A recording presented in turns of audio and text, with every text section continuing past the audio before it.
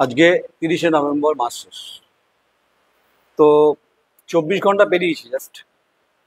তো এই কাল কি হয়েছিল অনেকের মনে এই প্রশ্নটা আছে।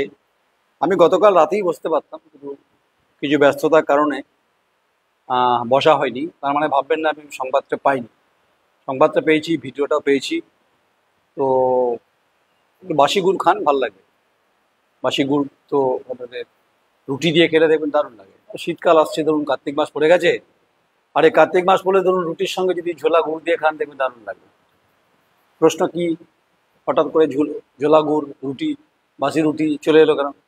আসলে কাল একটা শহরে ঘটনা ঘটেছে, অবশ্যই রাজনৈতিকভাবেই হয়েছে, আমার সঙ্গে তো হয়নি কিছু। তাই যদি এই ডায়লগটা দিই, দেখুন তো কেমন লাগে। বলছি, তু খিলাড়ি তো मैं भी सिकंदर हूँ, তু খিলাড়ি তো मैं भी सिकंदर हूँ। ওই তুতু ম্যামা হয়েছে, তুতু ম্যামা হয়েছে। তৃণমূল কংগ্রেস পূর্ব বর্ধমান জেলার গতকাল জেলার বৈঠক ছিল।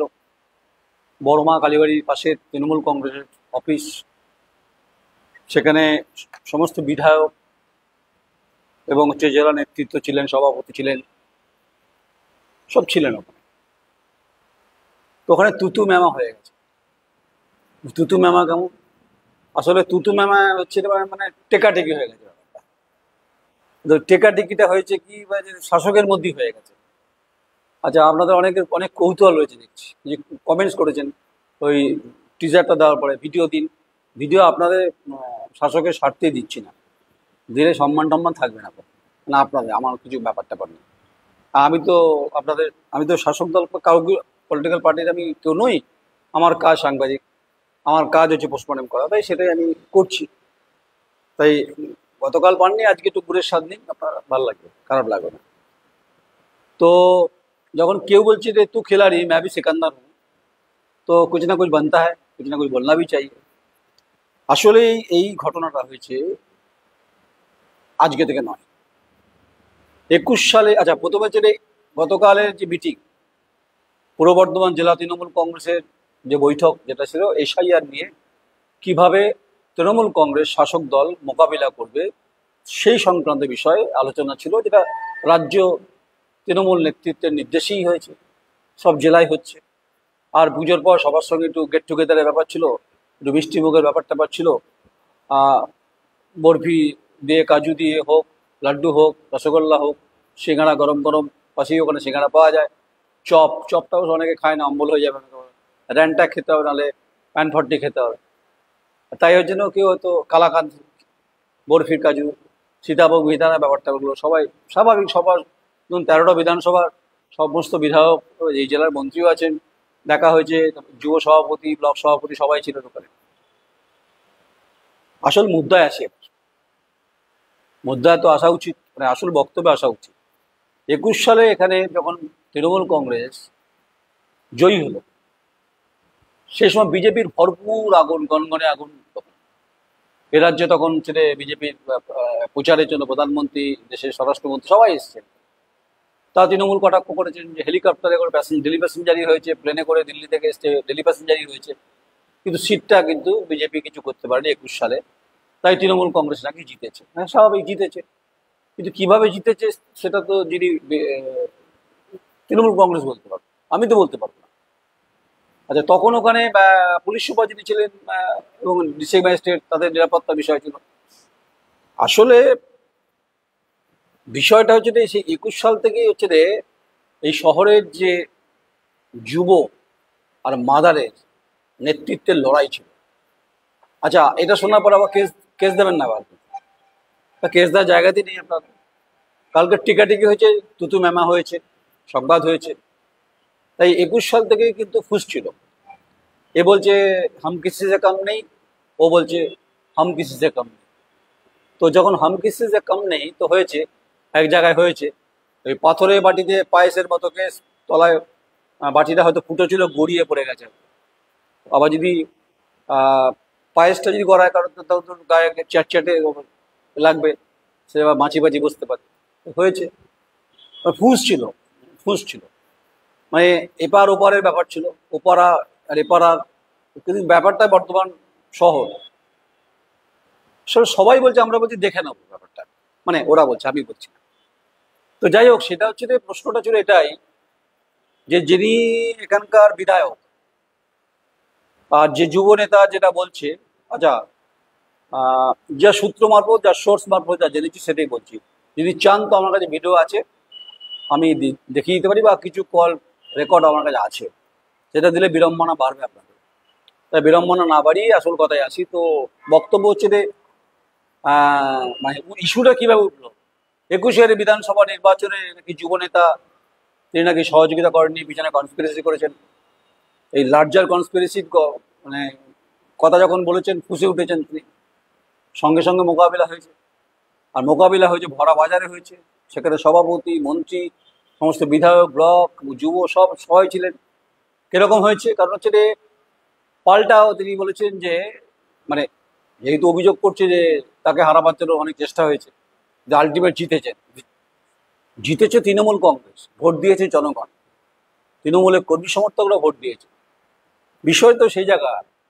আবার পাল্টা যখন বলছেন যে যে আপনি পৌরসভাতে বসে থাকেন কেন, আপনি তো চেয়ারম্যান নন, আপনি তো ভাইস চেয়ারম্যান নন, আপনি কেন পৌরসভার বোর্ড মিটিংয়ে বসে থাকেন, এই অবধি ব্যাপারটা হয়েছিল। তারপর তুতু ম্যামা শুরু হয়ে গেছে, এবং হচ্ছে যে এমন তুতু ম্যামা হয়েছে যেমন এসে কানে শোনা পাপ, মানে আমি বলতে পারবো না, বলা খুব অন্যায় এখানে আছে আমার কাছে।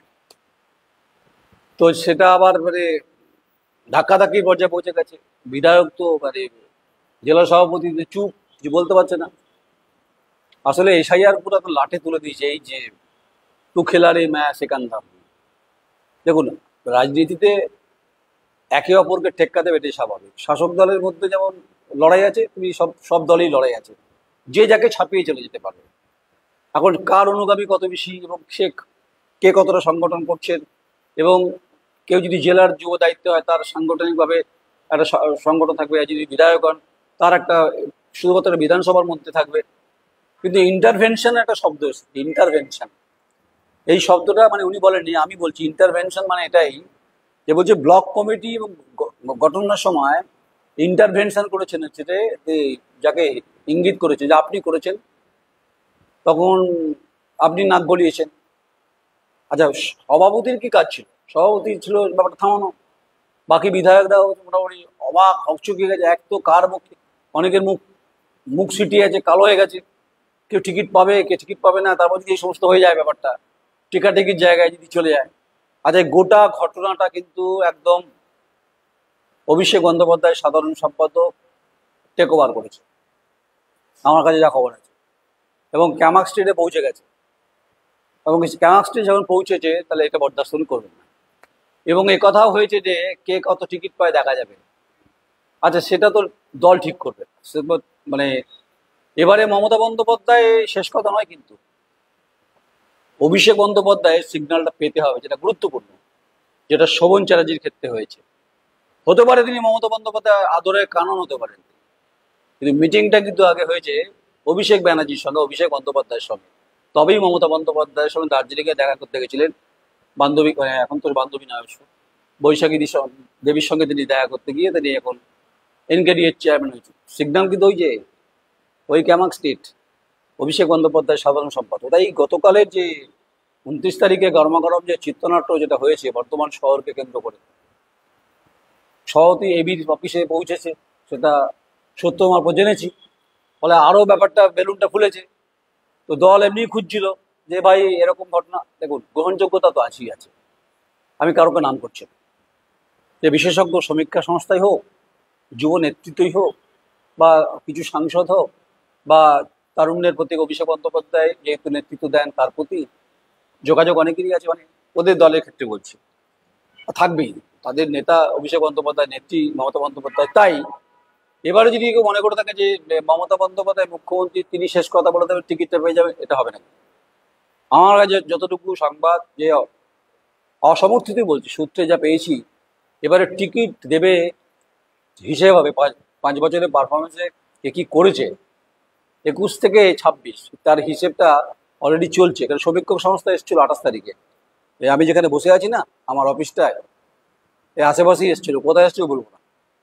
আর 30-32 জন একটা টিম ছিল, টাটকা তরুণের টিম ছিল, দেখা হয়েছে, মুখোমুখি হয়েছে।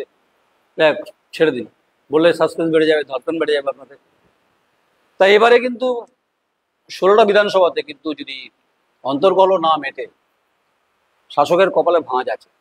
এক তো হচ্ছে রে এসআইআর, এক হচ্ছে রে বেশ কিছু এলাকায় এবার হচ্ছে রে অনুপ্রবেশের প্রশ্ন আছে।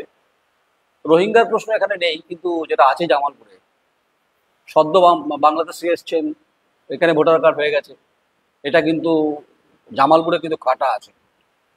পূর্বস্থলী উত্তর, পূর্বস্থলী দক্ষিণ, যেহেতু নবদ্বীপ এলাকা এবং ভাগীরথীর পারে ওখানে আছে, কালনায় আছে, এগুলো খুব সেন্সিটিভ বিধানসভা কিন্তু।